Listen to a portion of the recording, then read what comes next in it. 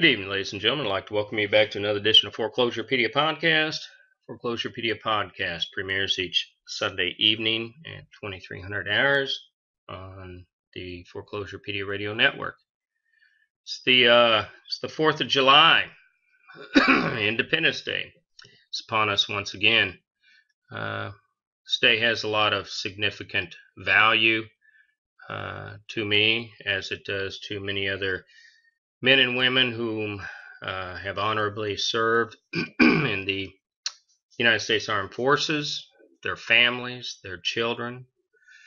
And so I immediately, first and foremost, want to thank each one of the men and women out there whom have served, no matter when that time has been. I want to give a very special shout out to members of the unit I used to be in. The only easy day was yesterday. Hoorah! I want to talk a little bit about the 4th. I want to talk about its meaning, not only to our nation, because it was our Independence Day, but also to how it impacts us within the property preservation industry. Our military is unique by way of comparison with many other countries' military because of the fact that it is a voluntary military. You voluntarily choose to enlist, or you become an officer voluntarily. And you swear an oath. And that oath is that you swear to uphold and defend the Constitution of the United States against enemies both foreign and domestic.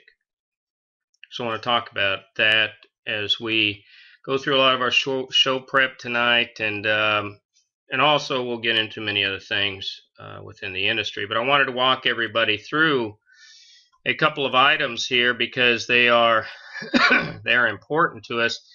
And we have a picture here, and you can see, may they rest in peace. This is an individual going to be interned. And that's one thing that a lot of people, they talk about understanding, but unless you have been there, unless you are a family member, unless you are a child and you've lost a mother or father, the true ramifications of the defense of our freedom and way of life is really only paid lip service, because it's not simply this. What we deal with every day is this as well. We have brave men and women whom have gone to foreign lands and even here domestically, albeit perhaps not in combat, and they have been injured. And those people have been sidelined. They've been sidelined, and it is a nightmare, an absolute nightmare, to attempt to get any type of benefits whatsoever. Here these individuals have put everything they had on the line. Some have sacrificed some have sacrificed all. And we as a nation, we turn our back. Why and how do we turn our back?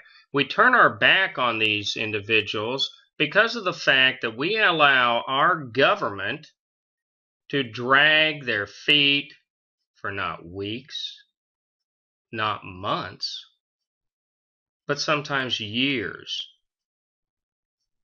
Now, these people didn't ask for anything special. They didn't ask for any recognition, but what they did expect was that their own nation, when they put it all on the line, would be there for them. This is not a Democrat or a Republican situation. This is an abject failure of a nation. And it's not just the physiological.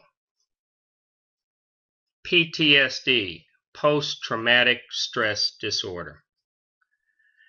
I went to the VA for quite some time, both down in Black Mountain, which is outside of Asheville, North Carolina, and up in Johnson City, Tennessee, at the domiciliary, off and on. Where I served and what I did is immaterial. I was in a campaign in Operation Just Cause. Specifically, I did intelligence.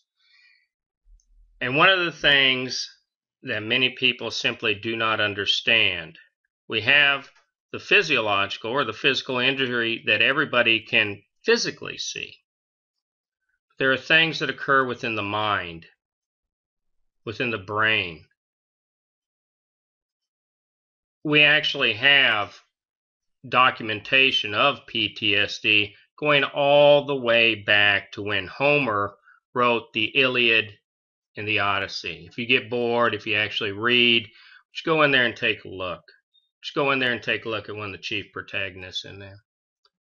So we have the people who have given the ultimate sacrifice. We have the people who each and every day are living through this physically. We have the individuals, myself included at some points in time, who still carry those ghosts around in their head. And where's our government? Where is the United States government? That is my question to everybody out there tonight.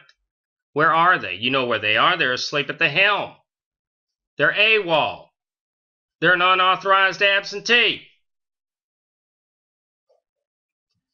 We also have another segment of honorable men and women whom rarely, if ever, are noticed. These are the brave men and women within the intelligence communities. And this is what happens when they pass on. These are stars. There's no names there. And then that's for a specific reason. That is not to discredit or limit or malign what they did. It is because of national security. These are the silent warriors. We're down here actually outside of Oak Ridge, Oak Ridge, Tennessee. And we actually have some very serious Department of Energy programs that are run. Used to be called Y-12, and it's been retrofitted now, but it's where the Manhattan Project had started. Short of perhaps Renton or Langley, it's one of the most largest concentrations of intelligence personnel that I really know of.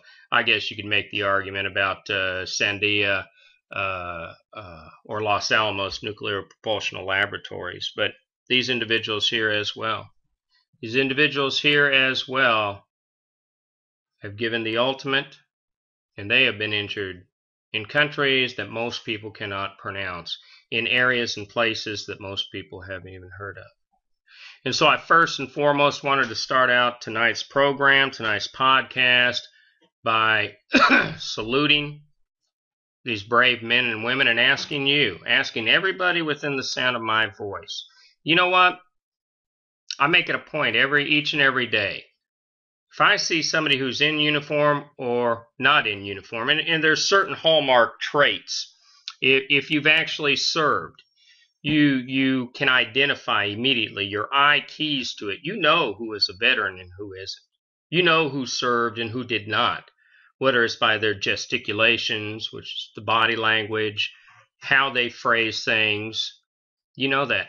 Why not? Why not stretch out your hand and say, you know, I'm really sorry to trouble you, but I tell you what, I am damn thankful that you served our country. Thank you, sir or ma'am.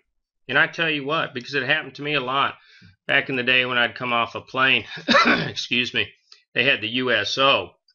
And, you know, these men and women met us at airports. Nobody else gave two shits. You know, the fancy suit and tie businessman flying all around, doing whatever he or she is doing. And that's great. That's why I fought. And I didn't serve my country because I wanted to thank you. But I tell you what, when I got one, I tell you what, it drove home the point. And especially today, in the age that we live in today, where everything is politicized, you know, where everything is polarized, these men and women didn't go off to fight on behalf of the Republican Party or the Democrat Party. Take 2 minutes out of your day. Tell them thank you. Tell them thank you. Now, Foreclosurepedia, we actually support the Wounded Warrior Project. Why? Because I think it's an honorable and an admirable thing to support. See if I can get her to pop open here. Trace Atkins is probably one of the most famous individuals that's involved with it. But you see right here, one click. If it's $1, $5. If it's simply a letter saying, hey, you know what? I don't have anything, but could you please tell somebody I really appreciate them serving? You know, it goes miles. It really does. Wounded Warrior Project, folks. I keep it on my website.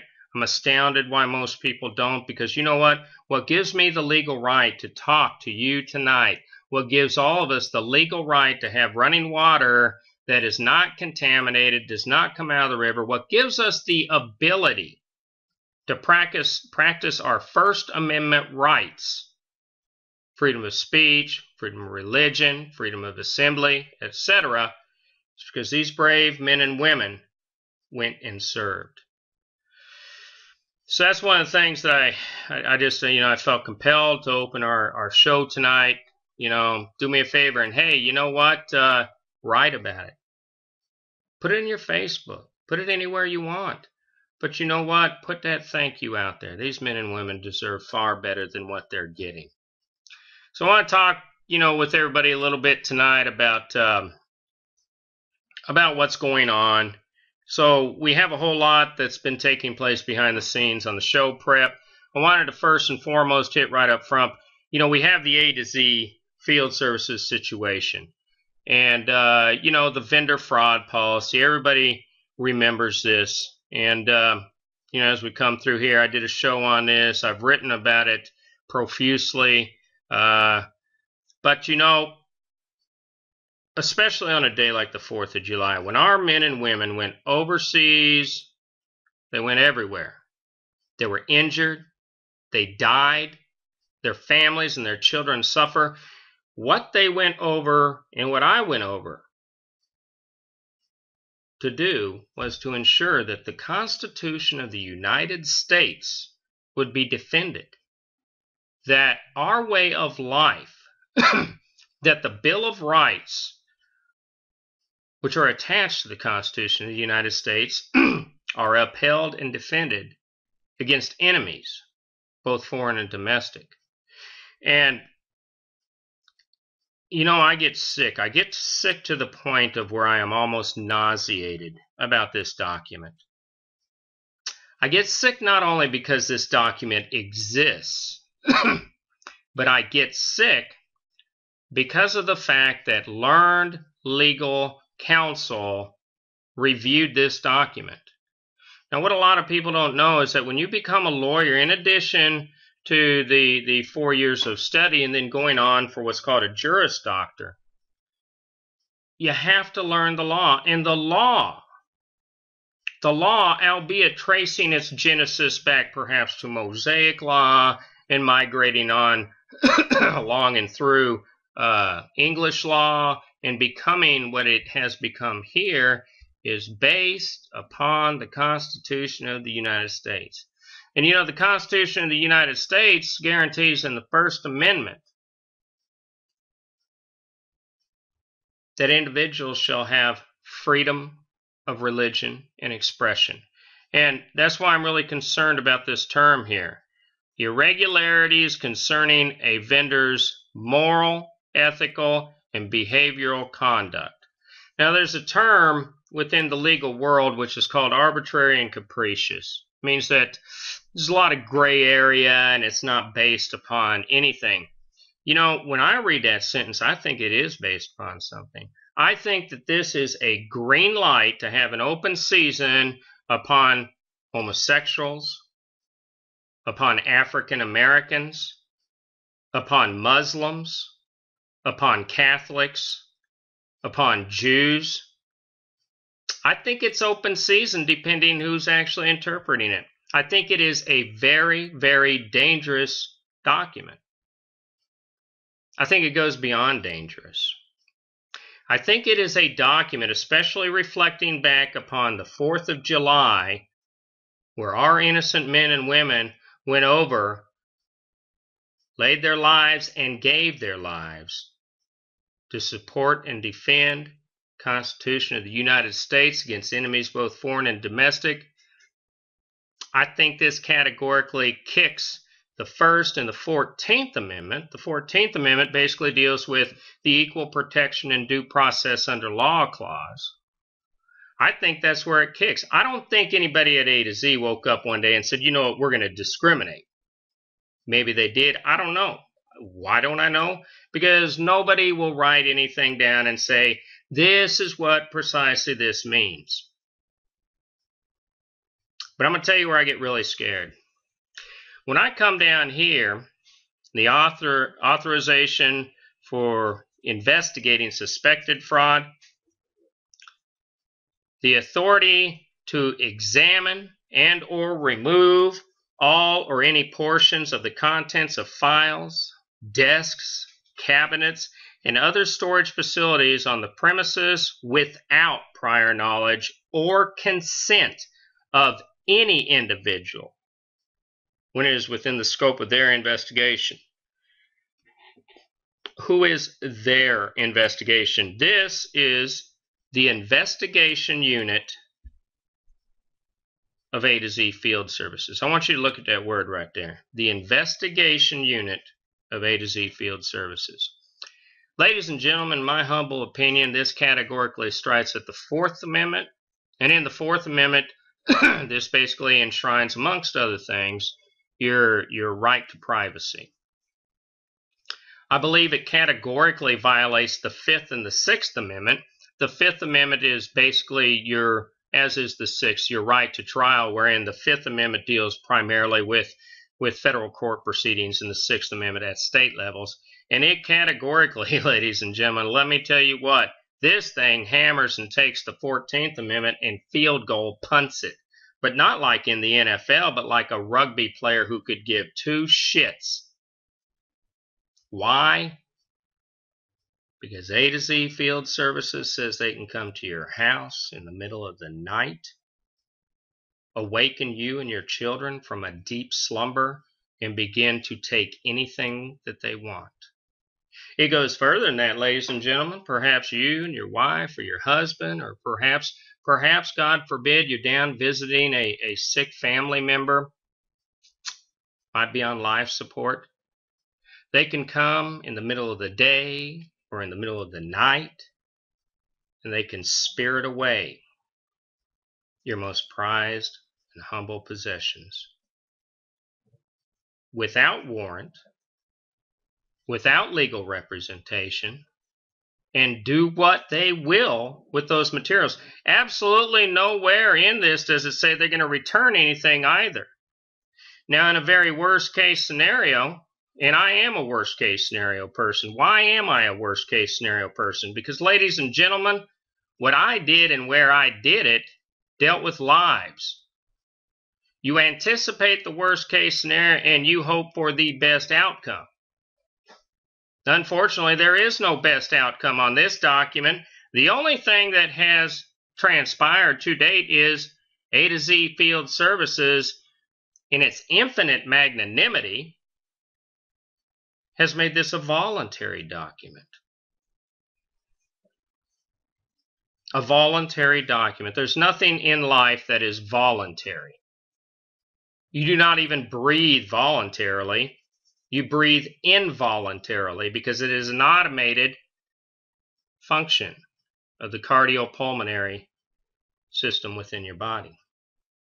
Ladies and gentlemen, this strikes at the very core values of the United States, of its citizens, and of every major legal precedent that has ever been ruled upon with specificity to the Civil Rights Act of 1864 and the movement in 1964. Ladies and gentlemen, make absolutely no mistake whatsoever. This document was created freely, willingly, and with overt intention. So what did we do? There's a lot of people out there who said, well, A to Z just happened along and said, you know what, we're going to make this voluntary because we have something on our mind. And that's a pure and unadulterated batch of shit. Let me tell you how this movie went down.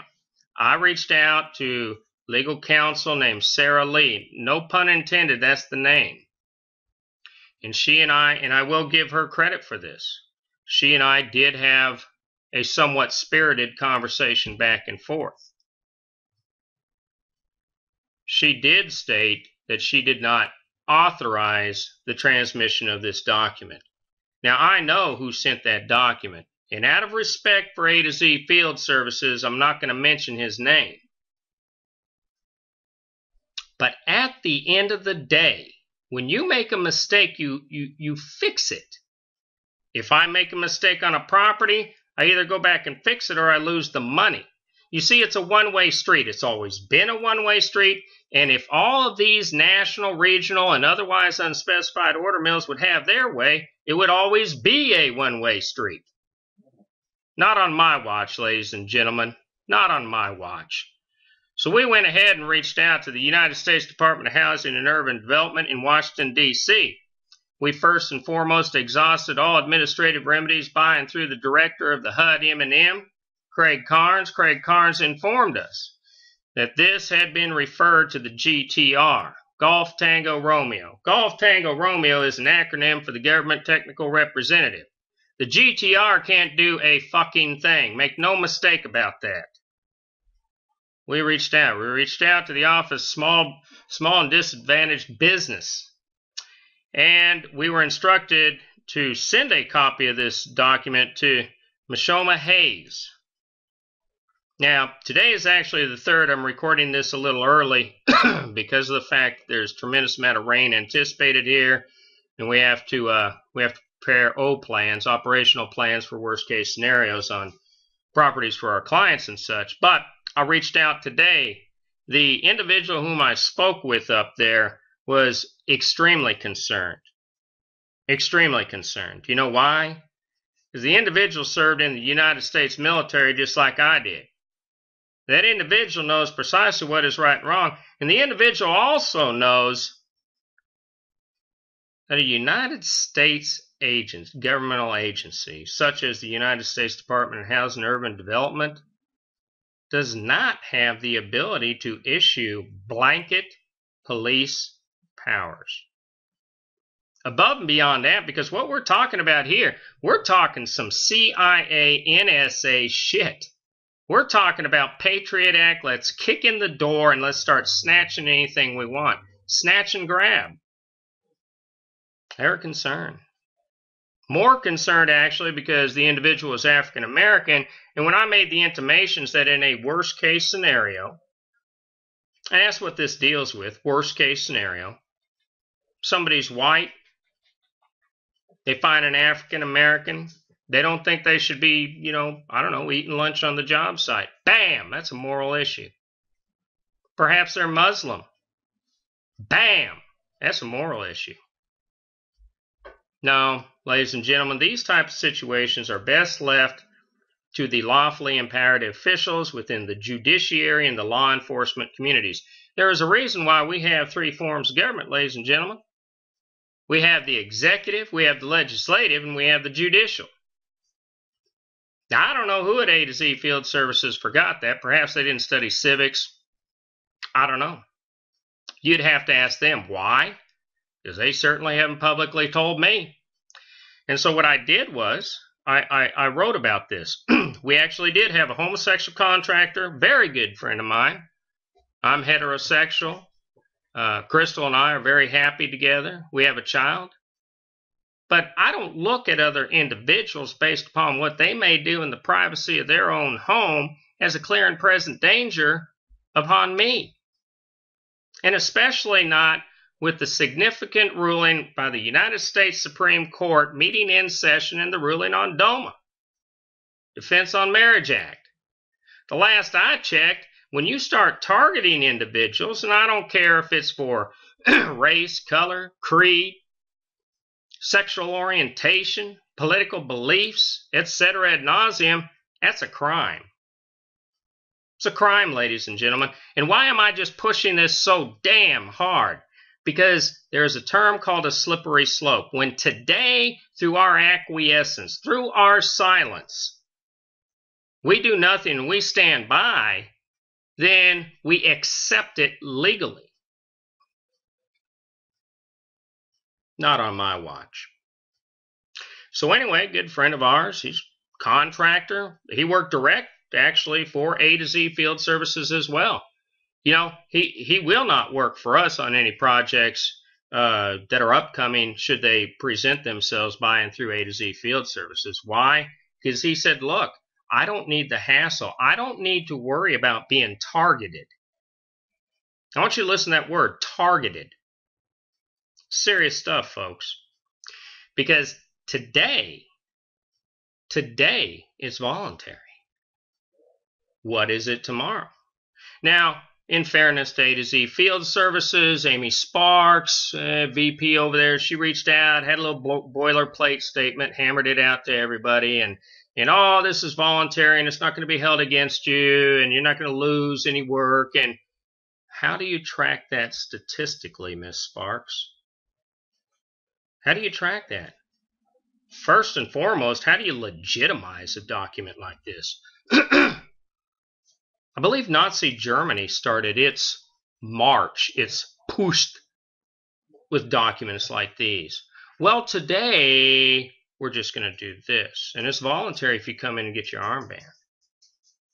Now, many out there may be offended because of that comparison. I hope you are. I hope you are so offended that you call your senator and say, hey, you know, look, this person is screaming this over here, and it needs to be addressed. They need to be addressed.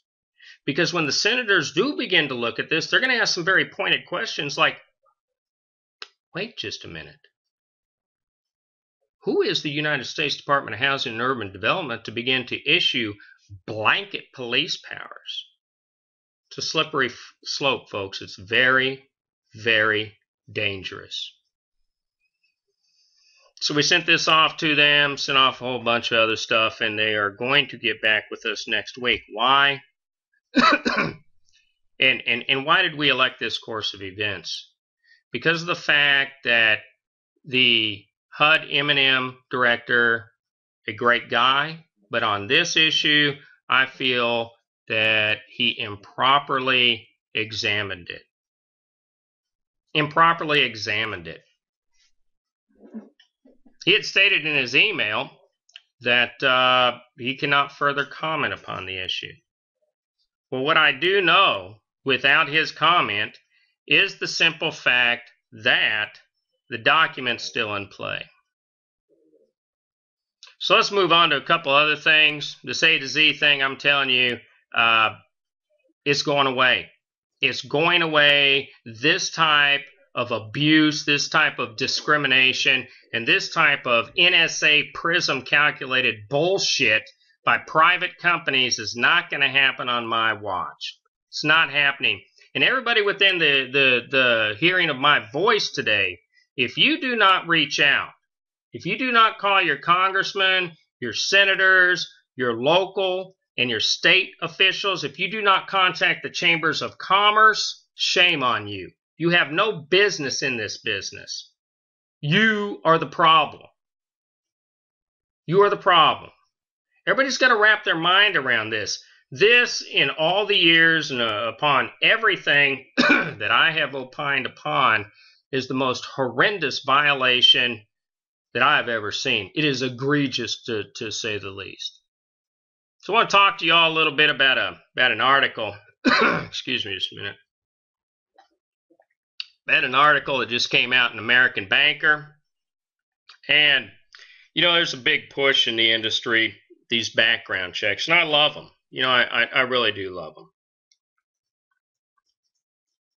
Let's get a background check on everybody. Let's go ahead. The national is going to tell the regional, got to have background checks. Regional is going to tell the otherwise unspecified order mills. So these are the people I'm scared shitless about. You go to virtually any website out there, unless it's a national, it is not HTTPS. It's not hypertext protocol. It's not secure. So what they want is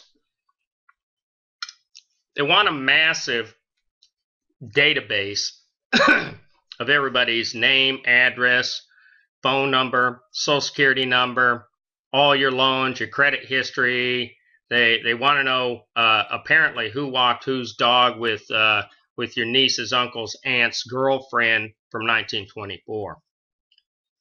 And while it is laudable that this knee-jerk reaction that has been shoveled down everybody's throats by Safeguard Properties, by Berghorst Enterprises, by A to Z Field Services, by Sentinel, by Enotion, by Reams LLC. And let me tell you, folks, I got a great story about Reams. Good old Will Milling and his buddies Amos and Al. I love that term there, too. Amos and Al. Hell, I ought to do a story on that. That's Amos Alexander and Al Espinoza. Let me tell you what. And many others are doing that. Where's all this information going? Well, let's talk about data breaches exposing employee information. Now, these order mills, and even a good chunk of the regionals, because let me tell you, I'm not the sharpest tool in the shed, but I can spell my name. And when I talk with some of these people, I mean, these are some unemployment line clerical stiffs that have nothing better to do. Matter of fact, do you know how some of the companies A to Z Field Services included gets their employees originally? Temp services. Yeah. I bet you didn't know that, huh? So everybody all along thought this was direct interview process. Shit. Now they examine them for a while and let them do what they're going to do, and they'll either, at the end of the contract from the temp service, you know, I'm not sure which ones they use, but I like to metaphorically think about labor ready. Yeah, labor ready. Or they'll go ahead and buy the contract ad and hire them on earlier. Now, understand when they're temps, when they are temps, Service Contract Act regulations are not being applied to them. I'm actually speaking with 2 former A to Z Field Service employees right now. Make no mistake about that. So here you have these individuals with access to everybody's personal data, and this data is streaming all over the internet and being stored. It's being stored on laptops, on cell phones, on iPads. Hell, it's probably being stored on Xboxes in the son's bedroom. I don't give 2 shits where it's being stored. The law does. The law is very specific in most states about this. What I do give 2 shits about is the fact that it is not protected. What happens when good old Billy Joe Jim Bob goes ahead down there in southern Georgia and he retires? Or he can't make it anymore? Where's all that information go? What happens when he parks his truck and he's got all the bullshit on his laptop and he's down there in the hood and, you know, a couple of crackheads crack that window open and steal the laptop? No, there's no information security. And I'm going to tell you how serious this one is. What we're talking about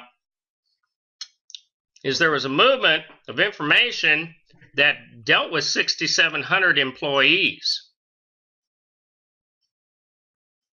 Now, this was an enormous loan servicing agency here. You know, we got a $182 billion loan servicing agency as their portfolio as of 31 March. They offered identity protection through a company called All Clear. Now, here is where the effing problem comes in. At least these people have to tell you when something goes south. The property preservation industry, they don't tell you shit. Make no mistake whatsoever. You contractors out there who are hearing my voice today, these people, as a Freudian slip, you know, I'm so upset. I am so upset about this vendor fraud policy. And my friend, it's a good friend of mine. He's not in the industry anymore because of what A to Z Field Services did to him. So it's Freudian slip.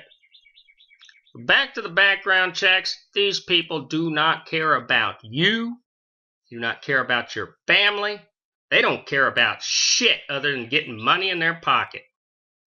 Because if they did, that had safety prevention protocols put in place.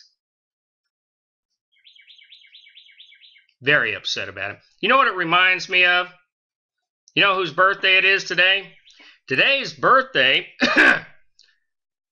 goes out to Frank Kafka. Frank Kafka actually wrote an incredible book. You know, back in the day, many people just think that I learned everything I learned playing an actor on TV, but I didn't. I actually went to school. Frank Kafka's guy, he wrote a great short story called The Trial. And The Trial was one of his best-known works. It tells the story of a man who's arrested and prosecuted by a remote, inaccessible authority with the nature of his crime revealed to neither him nor the reader. Now, I want you to listen to that, and I want to highlight this section right here. Now, what you have right now is you have background checks that are being run, all right, all over the place by God knows who, and you can't see them. You can't view them. You can't object to them. I don't know how many laws that violates. You're crossing state lines using electronic means to further this agenda. What happens if something's in there that you don't know about?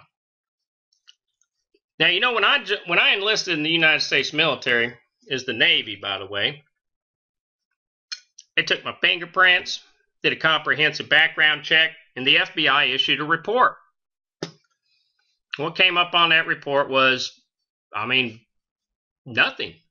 I was 17, I had graduated a year early, and there was just nothing in my past. But they based that upon my fingerprints, okay? So the industry now is reaching out, and what they're doing is they are saying, look, we're going to go to some company, and I call them all fly-by-night, because if it's not law enforcement, they have no business running a background check on me. And incidentally, I'm not the only one who believes this. The United States Department of Labor is suing people left and right. They're suing them. And understand, if you're a contractor and you're hiring subcontractors and you're pushing their information across the board, you have liability.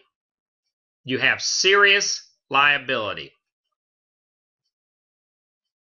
So, United States Department of United States Department of Labor is suing BMW and Dollar General. You know why? Because of the fact that they are running criminal background checks. I want you to listen to this. The United States Department of Labor is suing BMW down in South Carolina, and they're suing Dollar Gen, the Dollar General Corporation, the parent corporation, for running criminal background checks. Do you know why? They're suing them because you cannot base your hiring policy specifically upon criminal history. Now, in this unique situation with that litigation, we're dealing with African Americans, and they felt that, that it was unduly burdensome and that it was discriminatory and it violated their civil rights. But that's across the board play. If you have somebody who committed a crime, you know, early, mid-'80s, late 80s, early 90s, most states state that after 5 to 7 years, just depends what jurisdiction, that's it. That's it. You cannot continue to kick people in the gut. When you target individuals, when you freely, willingly, and with overt intention target individuals based upon their criminal histories alone, that's a crime. Now, you have civil aspects of criminality, and you have the actual criminal aspects. But when you act in concert or in cabal, when two or more further an ongoing enterprise, it is a crime. BMW and Dollar Gen are going to pay through the nose for this. And I'm going to do everything in my power to ensure that any individuals, companies, corporations, financial institutions, 501 Regulation D investors God himself can come down here and try to force that issue, and I'll have him brought under indictment. I do not believe that criminals should have more rights than citizens. I abhor crime. We live in a civilized society. Individuals need to pay for their crime because there's no rehabilitation. That's bullshit.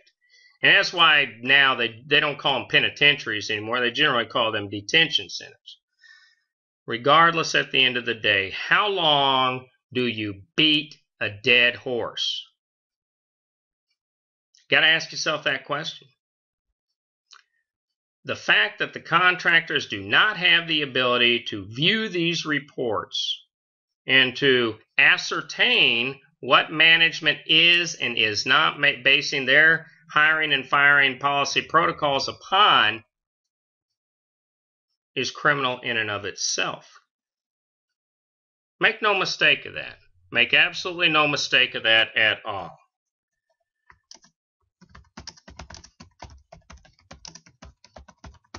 Now, I'm going to bring up, this is the suit because I know a lot of people probably think I'm nuts. Feds file civil rights suits on companies using criminal background checks for hires. This is not bullshit. This is the real world. All right. Here's my big problem. While all the contractors are out there wanting to keep their heads low, while all these contractors are out there wanting to reap the benefits of what the few are doing whom do bravely step forward, you do yourself a disservice. History will reflect upon those whom did and whom did not come forward. There will be a very short list. That short list will have a few names. And going forward, and as these people, as everybody begins to age and retire, what are you going to do when you look your children and your grandchildren in the eyes? Are you going to lie to them? Are you going to tell them how you are this just brave, up-and-coming individuals, that you stood up for liberty, that you did the right thing? Because you'll be full of shit. Or are you going to tell them, you know what I did? I hunkered down, I whimpered, and I prayed for the storm to go away. To make a religious analogy, who stood up for Jesus? Who stood up for Jesus? You get my point. So, I want to close out by a good friend of mine, Richard Law. He's Society of Field Inspectors, had it for 20 plus years. He's an excellent man. We don't always agree on everything, but I tell you what, it's very rare in my world that I actually enjoy speaking with somebody and debating. See, there's a difference between debate and argument. Argument, you're attempting to force somebody to bend to your will and believe something they don't want to believe. Debate is spirited conversation wherein two parties, similarly situated, attempt to further a belief, and then that belief is set out there based upon the articulated information or evidence, and you come to a resolute decision. You agree to disagree or you agree to agree. Wrote a great article here, Criminals Don't Sweat the Low-Fee Background Checks as They Are Not Very Good Fly Traps. I want to read his first paragraph here, and I hope he doesn't mind. I'm quoting through here, but I don't think he will. My last background check was an FBI background check with fingerprints for a Florida concealed weapons permit. My E-Systems background check before that check was an FBI and National Security Agency background check, which included a polygraph at NSA headquarters at Fort Meade. I've actually been there. Federal investigators talked to my neighbors. So, first and foremost, how does anybody in the property preservation industry know who in the F is submitting these applications? They don't. They don't. It's bullshit. They know it. And I tell you, PK Management, good old Colakine down there, Pedro and the boys down in Miami, they have one hell of a hustle. The only person I like down there actually is Les Sternberg. Les Sternberg is the vendor manager. He's an attorney. And I tell you what, we didn't really agree on jack shit. But you know what? The man, the man was forthcoming with me. He was honest. He was an individual that I have some respect for. You know why? Because he didn't hide behind a bunch of bullshit. He said, this is how it is. I can't change it. If you want to change it, more power to you. This is just simply how it is, and this is my job. I respect that. I respect somebody coming to me and addressing me and saying, here's my statement of facts. You know, let's either try to get beyond it or let's do what we got to do.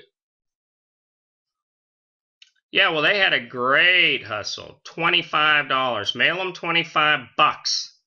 And they allegedly run a background check. And this brings me full circle. And whether they did or didn't, I don't know. I guarantee promise you this. They're making profit on that background check. You know, you take 1,000 contractors, that's $25K. That's not a bad company picnic. This brings me full circle into an article we're getting ready to really spearhead and break wide open. Reams LLC. We're going to talk about Tom and Tim Walsh. You know, here Reams LLC had a man, you know, they had W-2 employees. They were spun up by Notion Enterprises, functioned down there on the 2A out of Lithonia, Georgia, functioned upon HUD properties. HUD's very well aware of this. They've just simply chosen to do nothing actually about it. They're familiar with the $750,000 that came from A to B. You do the math and you insert the names how you want. Reams LLC basically took upon themselves all the safeguard properties, and by and large, Jaffa et al. didn't really complain. You know, I think they were actually, I would like to think that they were probably happy just to get rid of them after the OIG, Office of the Inspector General report had come out. But yeah, you want to talk about criminal histories? Let's talk about somebody convicted of domestic abuse and drugs. Yeah, they wrote that on the application. All the applications went in front of a guy by the name of Mike Murphy. Everybody probably remembers good old Mike. Good old Mike back from the Notion Enterprises days. Yeah. GLM Enterprises. Yeah, well, he's got all these applications there. Whether he did or did not run background checks, I can't tell you. What I can tell you is everybody got hired across the board and no questions were ever asked. That's what I can tell you. So background checks. Are they doing anything? No. Nothing for the nationals, nothing to protect the financial institutions. And you bankers out there, and I know you listen to my stuff, I know because some of you write me sometimes. Let me tell you about this. You guys want to talk liability? You want to talk real serious liability? It's coming home to perch. The roosters are coming home, as Malcolm X used to say. They're coming home to roost. That's right, respondent superior. Class action with a diversity of jurisdiction filed in the United States District Court. Nobody wants to see that. And the claims are going to be monumental. We are talking overt conspiracy. Everybody knows it. Everybody wants to duck their head. This time the shit's going to stick. It's going to make everything look like Mamma Mia in the kitchen, cooking up the big old Italian dinner and testing the spaghetti on the wall. But it's going to look like Mamma Mia drunk on about a quart of the good old fucking Gallo. That's right. Because make absolutely no mistake whatsoever, ladies and gentlemen, it's going to come to an end. What I love in the pure and simple audacity of this industry, why in the hell do you want somebody's social security number when they should have a DUNS and a SAM account to show they are a company? You see, nobody really contemplated that. Another knee-jerk reaction. Never getting in front of the bus, always under the bus. That's right, employee. Independent contractor versus employee. Nobody wants that. Three prongs to that stool, and the IRS looks at them very heavily. Do you know why? Do you know why they give two shits about the W-2 employees, ladies and gentlemen? What they care about is we have an unfunded mandate called Obamacare. We're in some pretty dire straits, folks. Just like I predicted, Bernanke began running his head about the the possible contraction of QE, quantitative easing. What do you got? You had $80 billion yanked out of the bond market last month alone. You had PIMCO, not PIMCO, HUD PIMCO. PIMCO, an enormous bond dealer, about go right straight through the crapper. And it's going to continue to get worse and worse. It's going to continue to get worse and worse until either A, the property preservation industry sits down and has a real come to Jesus moment, or B, God forbid, the United States government finally says we've heard enough, we're coming in to regulate. And when they begin to regulate, let me tell you, all these companies that are laying off and they're teetering now anyway, they're gone. Make no mistake, they are gone. Because the banks are going to first and foremost say, we're going to insulate ourselves from the frickin' liability. Mortgage Service News, everybody else is not bullshitting around. They're going to begin to bring this back in-house. Why? Well, the bank's theory is this. Why are we paying 25% a whack to go through 3 order mills to hit a contractor and get 30 cents on the dollar of our work? Well, hell, here's a fine opportunity to back that off. Go ahead and take a look if you think I'm bullshitting. Freddie Mac RFQ just came out. You got Wells Fargo circling the wagons. JP Morgan Chase. Let me tell you what, Dimon over there is no joke. Dimon give two shits about who these people think they are issuing these work orders. He wants his money. He told Congress, a $6 billion whale in London, do you think I give a damn? Wants his money. Ladies and gentlemen, I'd like to thank you for tuning in again. Make sure, if you do nothing else other than scream at me, get out there. Get out there when you hear this, even after the 4th. Shake a hand of a veteran. Thank a man or a woman for serving your country. Get involved with the Wounded Warrior Project. Go to a local VA or go to a veterans home. Take them something nice. Say, hi, I appreciate you. Because it means more to the veterans out there than you will ever know. It's been another edition of the Foreclosurepedia podcast. I'd like to thank everybody for tuning in this evening. If you have any questions or comments, feel free to give me a shout out. COO at foreclosurepedia.org. On Twitter, hashtag Foreclosurepedia. Google+, Foreclosurepedia. The YouTube channel, and you're on it right now, Foreclosurepedia. Y'all have a great evening.